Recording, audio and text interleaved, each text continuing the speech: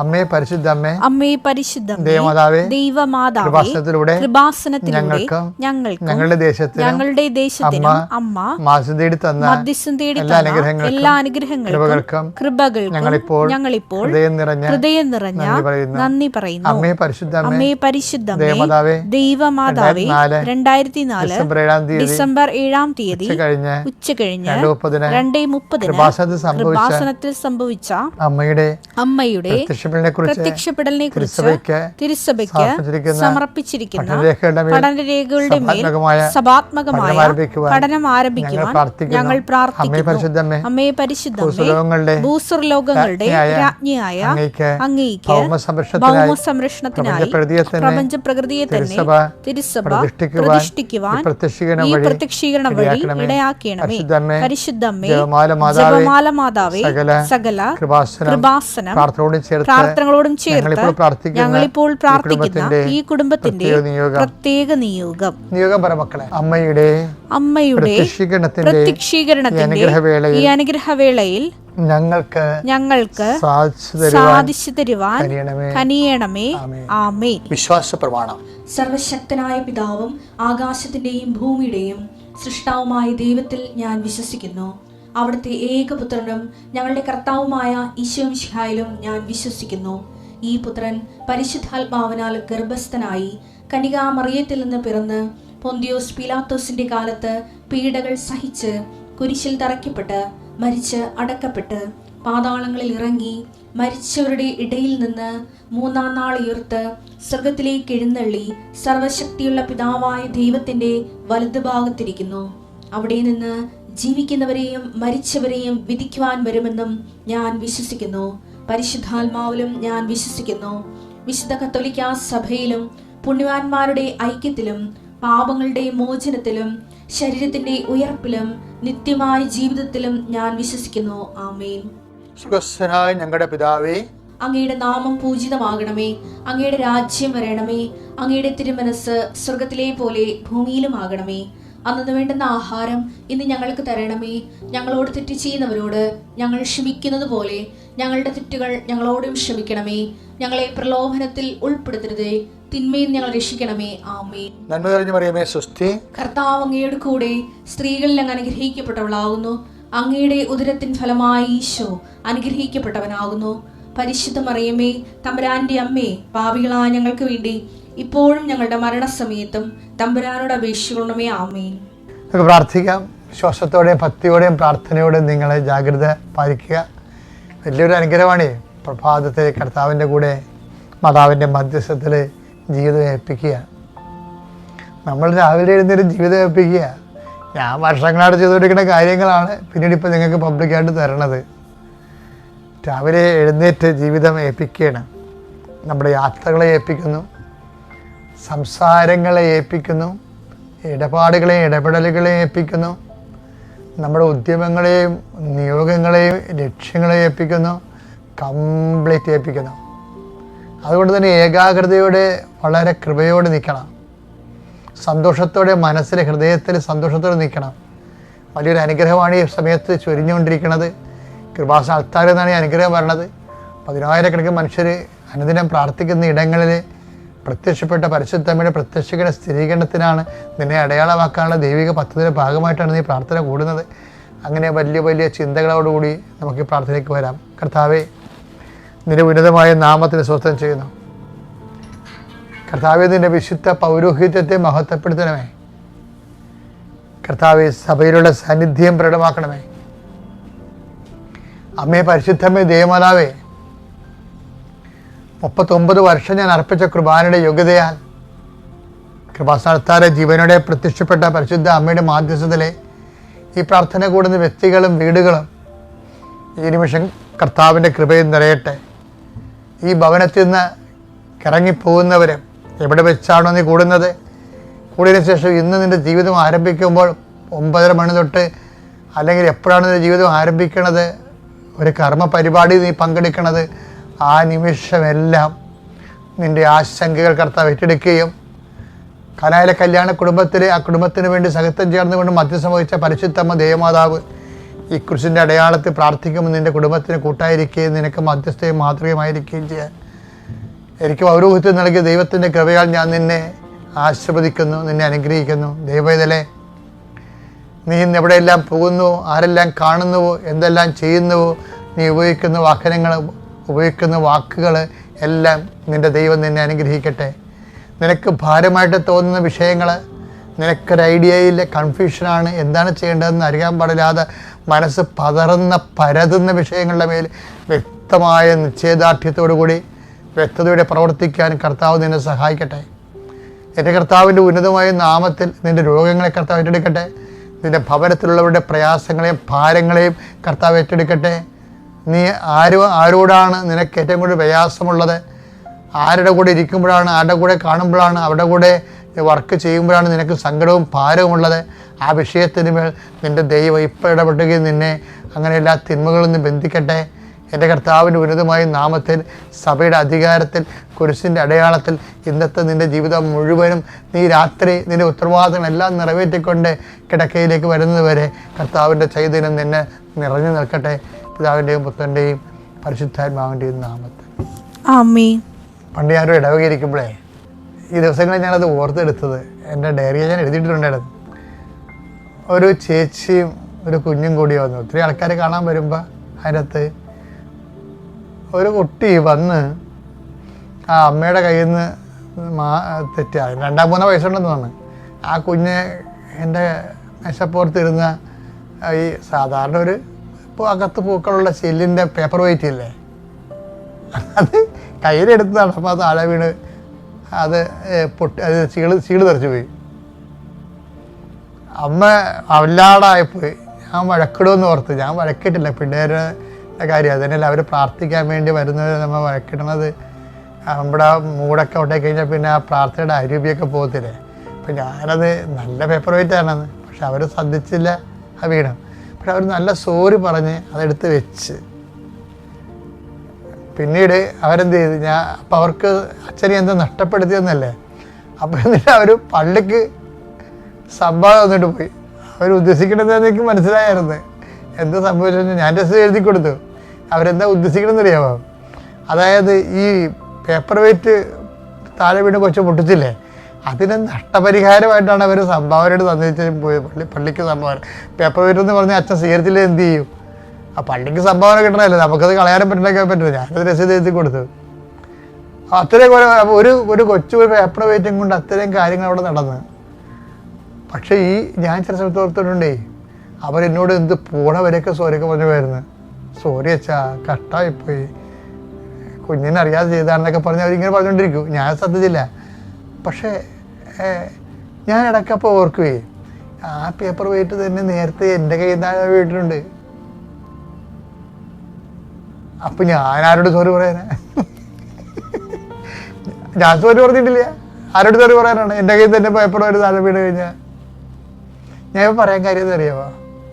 നന്ദി പറയുക, സോറി പറയുക. സ്വന്തമാണെങ്കിൽ ചെയ്യത്തില്ലെന്ന് പറയുക. അതറിയണമെങ്കിൽ കർത്താവിൻ്റെ ഒരു വാക്കില്ലേ, നിങ്ങൾക്ക് ഒത്തിരിയേറെ നിങ്ങൾ പ്രാർത്ഥിച്ച് ദൈവത്തോട് അടുത്തൊക്കെ നിൽക്കുന്ന ആൾക്കാരായിരിക്കും ചിലപ്പോൾ. നിങ്ങൾ പ്രാർത്ഥിക്കണ പോലെയും നിങ്ങൾ ദൈവത്തിന് വേണ്ടി ജീവിക്കണ പോലെയും ആരും ജീവിച്ച് കാണത്തില്ല ചിലപ്പോൾ. പക്ഷെ മറ്റുള്ളവരെക്കാൾ നിങ്ങൾക്ക് മോശം എക്സ്പീരിയൻസ് നിങ്ങൾക്ക് ഉള്ളത്. നിങ്ങൾക്ക് ദൈവത്തിൽ നന്ദിയില്ല, സ്നേഹവും ഇല്ല. അപ്പം എന്താ കാര്യം? ദൈവം സ്വന്തമായിട്ട് ഒരാളെ കണ്ടാൽ പിന്നെ നന്ദിയും ഉണ്ടാകില്ല, സ്നേഹം ഉണ്ടാകത്തില്ല. സ്വന്തമല്ലേ? ഞാൻ തന്നെയാണ് എൻ്റെ പേപ്പർ ഒരു ഇതായിട്ടുണ്ടെങ്കിൽ ഞാൻ ആരോട് സോറി പറയാനാ? അത് ഈശോ പറഞ്ഞതാണെന്ന് അറിയാവാ? ലൂക്കാന്റെ സുവിശേഷം 17:9-10. കൽപ്പിക്കപ്പെട്ടത് ചെയ്തത് കൊണ്ട് ദാസനോട് നിങ്ങൾ നന്ദി പറയുമോ? നിങ്ങൾ നന്ദി പറയുമോ? അതെന്താ സംഭവം എന്ന് പറയാം. അതുപോലെ തന്നെ സോറിയും പറയത്തില്ല. നന്ദി മാത്രമല്ല, സോറിയും പറയത്തില്ല. എന്താ കാര്യം? ഇവന് ഡബിൾ ഡ്യൂട്ടിയാണേ. ഇവന്റെ തുടങ്ങണ 15 വയസ്സ്. അപ്പോൾ അപ്പോസ്തലന്മാർ കർത്താവിനോട് പറഞ്ഞു, ഞങ്ങളുടെ വിശ്വാസം വർദ്ധിപ്പിക്കണമേ. അതെ. പക്ഷേ ഓരോരോ ഇടക്കേട് സംഭവങ്ങൾ ഉണ്ടാകുമ്പോൾ മനുഷ്യന് പ്രാർത്ഥിക്കാൻ പറ്റിയ പ്രാർത്ഥനയാണത്. എന്താണ്? ഞങ്ങളുടെ വിശ്വാസം വർദ്ധിപ്പിക്കണമേ, സ്നേഹം വർദ്ധിപ്പിക്കണമേ. അതിൻ്റെ കൂടെ ഈശോ പറയുന്ന വാക്കുകൾ വായിച്ച് അടുത്തത്, കർത്താവ് പറഞ്ഞു, നിങ്ങൾക്ക് ഒരു കടുകുമണിയോളം വിശ്വാസം ഉണ്ടെങ്കിൽ ഈ സിക്കമിൻ വൃക്ഷത്തോട് ചുവടോടെ ഇളകി കടലിൽ ചെന്ന് വേരുറയ്ക്കുക എന്ന് പറഞ്ഞാൽ അത് നിങ്ങളെ അനുസരിക്കും. നിങ്ങളുടെ ഒരു ഭൃത്യൻ അതാണ് സംഭവം. വിഷയത്തിലേക്ക് വരികയാണ്. എന്താണ്? നിങ്ങളുടെ ഒരു ഭൃത്യൻ ഉഴുകുകയോ ആടുമേയ്ക്കുകയോ ചെയ്തിട്ട് വയലിൽ നിന്ന് തിരിച്ചു വരുമ്പോൾ, ഉഴുകയോ ആടുമേയ്ക്കുകയോ ചെയ്തിട്ട് വയലിൽ നിന്ന് വരികയാണ്. 6 to 6 മണിക്കൂറാണ്. 12 മണിക്കൂറാണ് ഡ്യൂട്ടിയെ. 6 മണിക്ക് പോണ ഈ 2 മണിക്കും 12 മണിക്കും ഡ്യൂട്ടിയാണ്. അവൻ വയലിൽ തിരിച്ചു വരുമ്പോൾ വീട്ടിലെത്തുമ്പോൾ എങ്ങനെയായാലും 8 മണിയാവും, അല്ലെങ്കിൽ 7 മണിയെങ്കിലും ആവും. അപ്പോഴേ അവനോട് നീ ഉടനെ വന്ന് ഭക്ഷണത്തിനിരിക്കുക എന്ന്. അവന് ആശ്വാസമില്ല. അവൻ സ്വന്തമാണ്, പക്ഷെ അവന് സോറി ഒന്നുമില്ല, അത് നന്ദിയില്ല അവന്. നീ ഉടനെ ഉത്തരവാദിത്വം ചെയ്യാൻ പറയും. പിന്നെ ഉത്തരവാദിത്വം ചെയ്യാനേ പറയത്തുള്ളൂ. കർത്താവിൻ്റെ സ്വന്തമായി കഴിഞ്ഞാൽ നമുക്ക് അറിയാൻ പറ്റും, നമുക്ക് കൃത്യമായിട്ട് അറിയാൻ പറ്റും. എന്താ കാര്യം എന്നറിയാമോ? നമുക്ക് നന്ദിയോ സോറി കിട്ടത്തില്ല. അവനെ പോയി ഉടനെ നീ പോയി എന്ത് ചെയ്യണം? ഭക്ഷണം പാകം ചെയ്യാൻ പറയും. പിന്നെ എന്ത് ചെയ്യും? പോയി കുളിക്കാൻ പറയും. അപ്പോൾ 9 മണിയാവും. പിന്നെ എന്ത് ചെയ്യും? എന്നിട്ട് എനിക്ക് വിളമ്പിത്തരാൻ പറയും. അതേ കഴിച്ച് കഴിയുമ്പോൾ 9:30 കഴിയും. എന്നിട്ട് നിനക്ക് പോയി ഭക്ഷണം കഴിക്കാമെന്നല്ലേ പറയുക. അപ്പോൾ 6 തൊട്ട് രാത്രി 9 മണി വരെ 18 മണിക്കൂർ വർക്ക്. അപ്പോൾ ഓവർലോഡ് ആകുമ്പോൾ കർത്താവിൻ്റെ നാമത്തിൽ വിശ്വസിക്കുകയും ദൈവത്തിൻ്റെ സ്നേഹത്തിൽ സ്നേഹിച്ച് വളരുകയും ചെയ്യുന്ന വ്യക്തിയാണ് നീ. പക്ഷെ നീ ദൈവത്തെ സ്നേഹിക്കുന്നതും നീ കർത്താവിൻ്റെ വേണ്ടി ജീവിക്കുന്നതും നിൻ്റെ അനുഭവം തമ്മിൽ ടാലി ആകുന്നില്ലെങ്കിൽ ഓർക്കേണ്ട ഒറ്റ കാര്യം എന്താണ്? നന്ദി അർഹിക്കാത്ത വിധം, നന്ദി പറയാത്ത വിധം, നന്ദി പറയപ്പെടാത്ത വിധം, സ്നേഹം അനുഭവിക്കാത്ത വിധം നീ ദൈവത്തിൻ്റെ സ്വന്തമായി തീരുന്നു. ഞാൻ ഏതായാലും അങ്ങനെ എടുക്കണത്. എനിക്കതുകൊണ്ട് കർത്താവിൻ്റെ ഇൻറ്റിമസി വളരാൻ പറ്റുന്നുണ്ട്. കാര്യം കർത്താവ് സത്യമാണ്. എപ്പോഴെങ്കിലും ആയിട്ട് റീഫണ്ട് ചെയ്യുമെന്ന് എനിക്കറിയാം. ഞാൻ നിത്യതയാണ് ഉദ്ദേശിക്കുന്നത്. എൻ്റെ പേര് Sunimol Vincent. Mount Carmel Cathedral ഇടവകാംഗമാണ്, ആലപ്പുഴ രൂപത. ഞാൻ ഉടമ്പടി എടുത്തിട്ട് 1 വർഷമായി. 2018 ഒക്ടോബറിലാണ് ഞാൻ ഉടമ്പടി എടുത്തത്. ഓരോ കാര്യങ്ങളും നേടിയെടുത്തിട്ട് പറയാം അങ്ങനെ എല്ലാം ഒരുമിച്ചാകട്ടെ എന്ന് വിചാരിച്ച് താമസിച്ചു പോയതാണ്. ഈശോയോടും മാതാവിനോടും ഇവിടെ ഇരിക്കുന്ന എല്ലാവരോടും കൃപാസനത്തോടും ക്ഷമ ചോദിക്കുന്നു. ഉടമ്പടി എടുക്കുന്നതിന് മുമ്പ് ഒരു 2015 മുതൽ ഒരു പ്രത്യേക രോഗത്തിന് ഞാൻ അടിമയായിരുന്നു. അതായത് ഒരു 3-4 വർഷത്തോളം ആർക്കും എന്താണെന്ന് കണ്ടുപിടിക്കാൻ പറ്റിയില്ല. സലൈവറി ഗ്ലാൻഡിന് ഇൻഫെക്ഷൻ വരിക, ഉമിനീര് ബ്ലോക്കാകും. ഇവിടെ ഈ 2 സൈഡിൽ ഇങ്ങനെ വീർത്ത് വരും. ഞാൻ വീട്ടിൽ നിന്ന് പോകുന്ന പോലെ ആയിരിക്കത്തില്ല. പുറത്തോട്ട് ഇറങ്ങിക്കഴിയുമ്പോൾ ആൾക്കാർ ചോദിക്കും എന്താണ് മുഖത്ത്, എന്താണ് കുഴപ്പം. ഒരു വല്ലാത്ത രൂപമാകും. ചിലപ്പോൾ ഈ ഒരു സൈഡ് വീർക്കും, അല്ലെങ്കിൽ 2 സൈഡും വീർക്കും. ആകെ പ്രോബ്ലം. ഞാൻ കാണിക്കാത്ത ഡോക്ടർമാരില്ല. 14 ഡോക്ടർമാരെ ഞാൻ കാണിച്ചു ഈ 3-4 വർഷം കൊണ്ട്. ലിസിയിൽ, ലൂർദിൽ, ഇങ്ങനെയുള്ള എല്ലാ മെയിൻ ഹോസ്പിറ്റലുകളിലും ഒരുപാട് സ്ഥലത്ത് കൊണ്ടു നടന്ന് കാണിച്ചു. എന്നിട്ടൊന്നും ഒരു പ്രയോജനവും ഇല്ല. ചിലർ പറയും കിഡ്നിയിലൊക്കെ സ്റ്റോൺ വരുന്ന പോലെ അത് സ്റ്റോണാണ്, നാരങ്ങ മുറിച്ച് വായിലിടുക, പുളിയുള്ള വസ്തുക്കൾ കഴിക്കുക എന്നൊക്കെ പറയും. ഇത് ചെയ്ത് കഴിഞ്ഞിട്ട് എനിക്ക് ഭക്ഷണം പോലും കഴിക്കാൻ പറ്റാത്ത അവസ്ഥ. കാര്യം ഉള്ളിലോട്ട് തൊലി പോകുന്ന സമയത്ത് നമുക്ക് പിന്നെ ഭക്ഷണം കഴിക്കാൻ പറ്റത്തില്ല.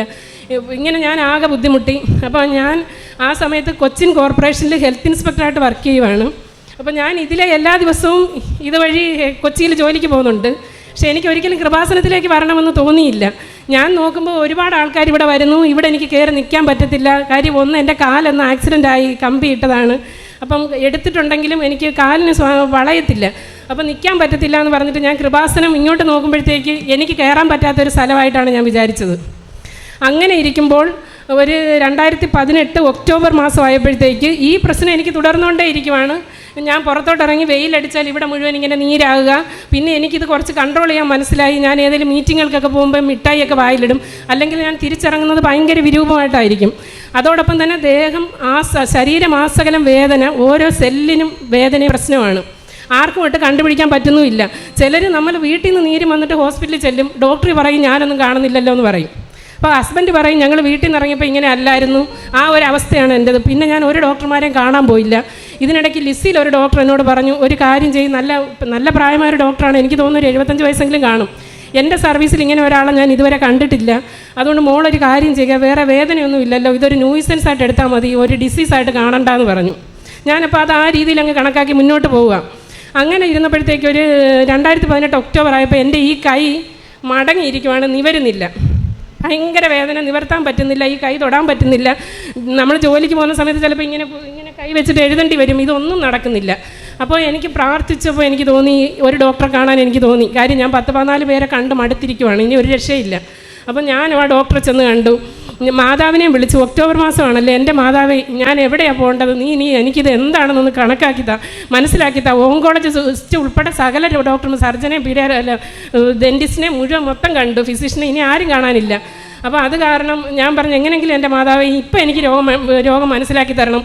ഞാനിതൊരു സഹനമായിട്ട് എടുത്ത് മുന്നോട്ട് പോയി. ഇതുവരെ ഞാൻ വാശി പിടിച്ചില്ല, എനിക്ക് പറ്റത്തില്ല, ഈ ഒക്ടോബറിൽ നീ എനിക്ക് വെളിപ്പെടുത്തി തരണമെന്ന് പറഞ്ഞു.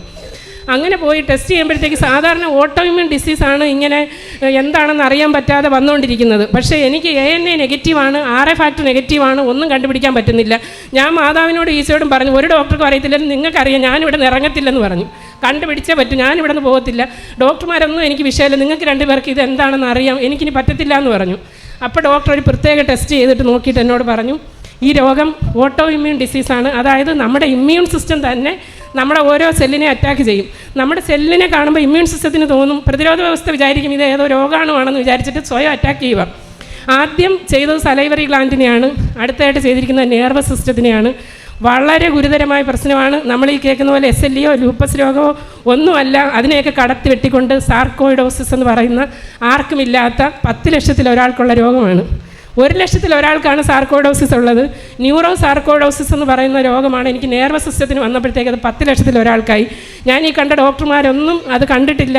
ഒരു നല്ല സീനിയറായിട്ടുള്ള ആലപ്പുഴയിലുള്ള ഒരു ഡോക്ടർ പറഞ്ഞു, മോളെ നിനക്കിത് വന്നല്ലോ, ഞാനൊരു പ്രബന്ധം മാത്രമേ കേട്ടിട്ടുള്ളൂ എന്ന് പറഞ്ഞു. അപ്പോഴത്തേക്ക് ഞാൻ ഉടമ്പടി എടുത്തിട്ടുണ്ട്, അതൊന്നും എനിക്ക് വിഷയമല്ല. പിന്നെ എനിക്ക് ധൈര്യമായി. അപ്പം ഈ രോഗം കേട്ട് കഴിഞ്ഞപ്പോഴത്തേക്ക് ഞാൻ ഓഫീസിൽ പോകുന്നുണ്ട്. ഓഫീസിൽ ചെല്ലുമ്പോൾ എനിക്ക് തോന്നുന്നത് ഇതെന്തോ ഒരു കഷ്ടമാണ്. ഞാൻ ആരുടെ അനാവശ്യമായൊരു കാശും വാങ്ങിയിട്ടില്ല. വരുന്ന ആൾക്കാരോട് ഞാൻ ഇരുത്തിയിട്ടേ സംസാരിച്ചിട്ടുള്ളൂ. എന്നാലും എനിക്കിത് വന്നല്ലോ, ഈ ഒരു മനോഭാവമായിരുന്നു എനിക്ക്. മറ്റുള്ളവരെ കാണുമ്പോൾ എനിക്ക് അവർക്കൊന്നും വന്നില്ല, എനിക്ക് വന്നല്ലോ എന്നൊരു ചിന്തയായി. പക്ഷേ ഉടമ്പടി എടുത്തു കഴിഞ്ഞപ്പോൾ എനിക്കത് മാറി.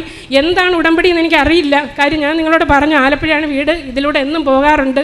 എങ്കിലും എന്താണ് ഉടമ്പടി എന്ന് ഞാൻ ശ്രദ്ധിച്ചിട്ടില്ല. ഇവിടെ വന്നു, ഞാനും മൂത്ത മകളുമായിട്ടാണ് വന്നത്. ഞാൻ 6 നിയോഗങ്ങൾ എഴുതി. അപ്പം 4-5 നിയോഗങ്ങൾ, രണ്ടാമത്തെ ആൾ +1 പഠിക്കുവാണ്. അപ്പോൾ അവൾ +2 കഴിഞ്ഞിട്ട് അവൾക്ക് കിട്ടേണ്ട അഡ്മിഷനും അങ്ങനെയാണ് ഞാൻ 4-ാം നിയോഗം എഴുതിയത്.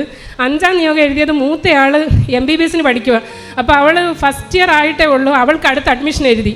അപ്പോൾ അവൾ എന്നോട് ചോദിച്ചു, അമ്മ ഇതെന്തോ അമ്മ ഈ കാണിക്കുന്നത്, എല്ലാവരും 6 നിയോഗം എഴുതി അന്നേരം സാധിക്കുക, അമ്മ എനിക്ക് അടുത്ത അഡ്മിഷൻ ഇനി എന്ന് കിട്ടാനമ്മ ഇങ്ങനെയാണ് എഴുതുന്നതെന്ന് ചോദിച്ചു.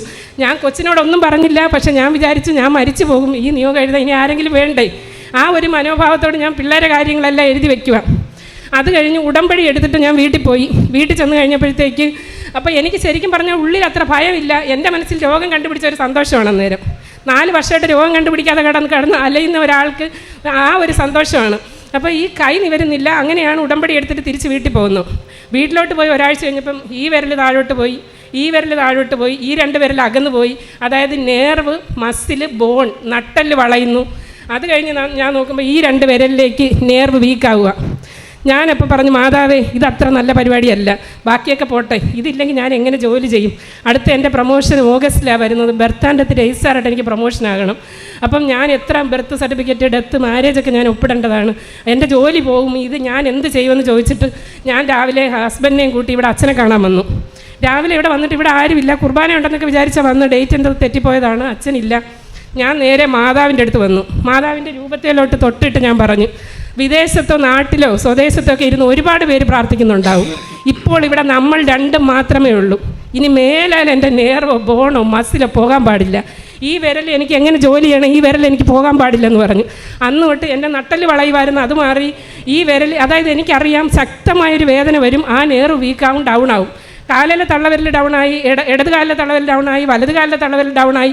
പിന്നെ ഇതിനൊരനക്കവും ഇല്ല, പിന്നെ ചലനമില്ല, വേദനയില്ല, ഇങ്ങനെയൊന്നും വെച്ചാലൊന്നും അറിയത്തില്ല. അപ്പം ഞാൻ പറഞ്ഞു ഇത് പറ്റത്തില്ല. അതിനുശേഷം എൻ്റെ ഒരു വിരലും ഒരു ഭാഗവും വളയുകയോ വീക്കാവുകയോ ചെയ്തില്ല, ഒരു നെർവും പിന്നെ പോയില്ല. എന്നിട്ട് ശരിക്കും പറഞ്ഞാൽ ഞാൻ പറഞ്ഞു, ഒന്നും അറിയാതെയാണ് ഞാൻ ഉടമ്പടി എടുത്തത്. കൃപാസന മാതാവ് സഞ്ചാരി മാതാവാണെന്ന് എനിക്കറിയില്ല, ഞാൻ മാതാവിനെ വിളിച്ചില്ല. പക്ഷെ ഞാൻ ചെന്ന് വീട്ടിൽ പിറ്റേന്ന് നോക്കുമ്പോൾ മാതാവ് നിൽക്കുന്നു ബെഡ്റൂമിൽ.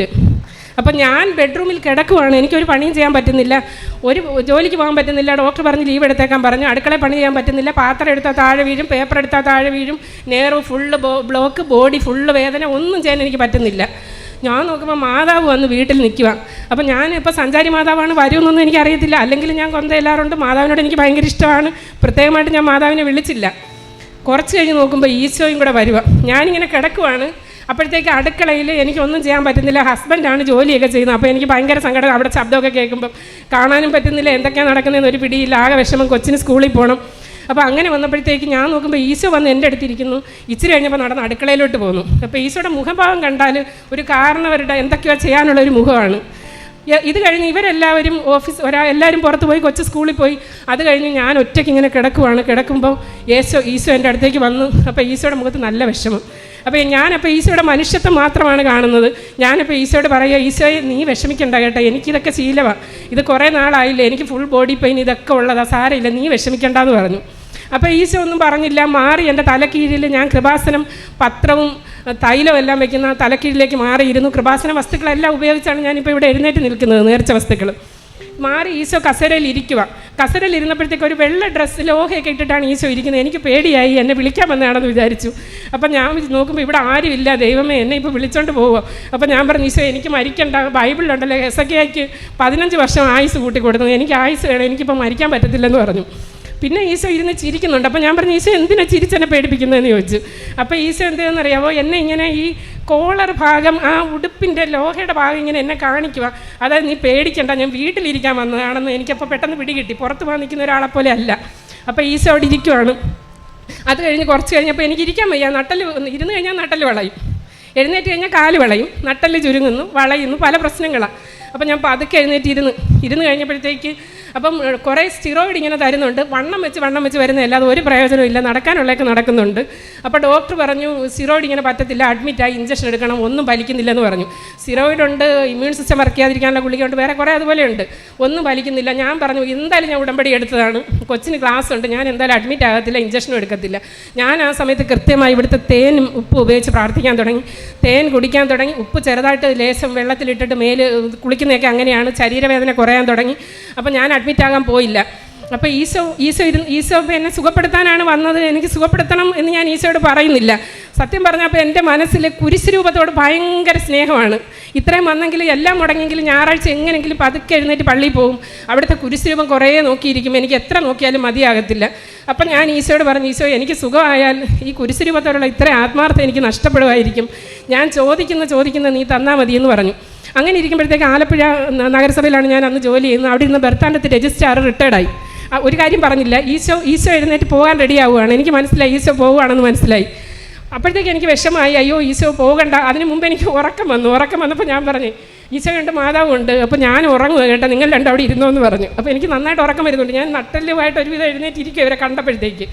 അത് കഴിഞ്ഞ് ഞാൻ അവിടെ കിടന്നു കഴിഞ്ഞ് ഞാൻ എഴുന്നേൽക്കുമ്പോൾ 2 പേരും ഉണ്ട്. ഞാൻ വിചാരിച്ചു എൻ്റെ ദൈവമേ 2 പേരും പോയിട്ടില്ലല്ലോ. അപ്പോൾ ഈശോ എന്നെ നോക്കി ചിരിച്ചുകൊണ്ടൊരു ചോദ്യം എന്നോട് ചോദിച്ചു, നീ എൻ്റെ പിതാവിനെ സ്നേഹിക്കുന്നുവോ?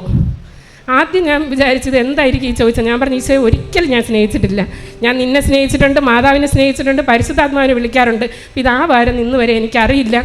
കണ്ടാലും എത്ര വലിയ സ്നേഹമാണ് പിതാവ് നമ്മളോട് കാണിച്ചതെന്നൊക്കെ നമ്മൾ പറയും, പക്ഷേ എനിക്കത് അറിയില്ല, ഞാൻ സ്നേഹിച്ചിട്ടില്ല. ഞാൻ എന്ത് ചെയ്യണം ഈശോ, ഞാൻ ലുത്തീനിയ ചെല്ലണമെന്ന് ചോദിച്ചു. എന്നിട്ട് ഞാൻ പറഞ്ഞു, ലോകത്തെ സൃഷ്ടിച്ച ദൈവമേ, അങ്ങനെയൊക്കെ ഞാൻ ഇങ്ങനെ പറയുക, എനിക്ക് എന്ത് ചെയ്യണമെന്ന് അറിയത്തില്ല. ഈ ചോദ്യം ചോദിച്ചു. ഞാൻ പറഞ്ഞു, ഈശോ ഞാൻ ലുത്തീനിയ ചെല്ലട്ടെന്ന് ചോദിച്ചു. ഉടനെ ഈശോ ചിരിച്ചിട്ടങ്ങ് പോയി. അതിനുശേഷം സ്വർഗസ്ഥനായ പിതാവേ എന്ന് പറഞ്ഞാൽ ആ കരുണയുള്ള പിതാവിൻ്റെ സ്നേഹം എനിക്ക് നന്നായിട്ട് ഫീൽ ചെയ്യുന്നുണ്ട്. അതെന്നെ പഠിപ്പിക്കാനാണോ ഈശോ വന്നത് എനിക്കറിയില്ല. ഈശോയെ ഓർക്കുന്ന പോലെ, മാതാവിനെ ഓർക്കുന്ന പോലെ പിതാവിനോട് പ്രാർത്ഥിക്കാനും, പിതാവെന്ന് പറയുമ്പോൾ കരുണയുള്ള ഒരു സ്നേഹം ഫീൽ ചെയ്യാൻ ദൈവം എനിക്കിടയാക്കി. എന്നിട്ട് ഈശോ പതുക്കെ അവിടെ നിന്ന് പോയി. അത് കഴിഞ്ഞ് ഞാൻ ഓഫീസിൽ പോകാൻ തുടങ്ങി. 1.5 മാസം കഴിഞ്ഞപ്പോൾ 1.5 മാസം കഴിഞ്ഞ് ഞാൻ ഓഫീസിലേക്ക് പോയി. എന്നെ ഹസ്ബൻഡ് കൊണ്ട് ഓഫീസിൽ വിട്ടു. വീട്ടിലൊന്നും പണിയൊന്നും ചെയ്യുന്നില്ല. അങ്ങനെ പോയി പതുക്കെ ഇറങ്ങി വന്നു. ഇവിടെ നിന്ന് ആ അറ്റം വരെ നടക്കുന്ന അത്രയും നടന്ന് കാണും. 4 പ്രാവശ്യം വീഴാൻ പോയി. എനിക്ക് കാലുറയ്ക്കുന്നില്ല. അതായത് മസിലൊക്കെ പോയിട്ട്, മസിൽ വെസ്റ്റേൺ എന്നൊക്കെ പറഞ്ഞ വലിയ പ്രശ്നങ്ങളാണ്, അറിയാവുന്നവർക്ക് അറിയാൻ പറ്റും. എനിക്ക് കാലുറയ്ക്കുന്നില്ല, എന്ത് ചെയ്യണമെന്ന് എനിക്ക് അറിയത്തില്ല. ഞാൻ ചോദിച്ചു, ഈശോ ഞാൻ എങ്ങനെ ജോലിക്ക് വരും, ഇതെന്താ ഇത്, ഇത്രയും പോലും എനിക്ക് നടക്കാൻ പറ്റുന്നില്ല. ഭയങ്കര സ്പീഡിൽ ഓടിക്കൊണ്ടിരുന്നതാണ്. അതും ഹോട്ടൽ ഇൻസ്പെക്ഷനും പ്ലാസ്റ്റിക് ഇൻസ്പെക്ഷൻ, പല ജോലി ഞങ്ങൾക്ക് വരുന്നതാണ്. ഒന്നും പറ്റുന്നില്ല, വെറുതെ ഇരിക്കുക.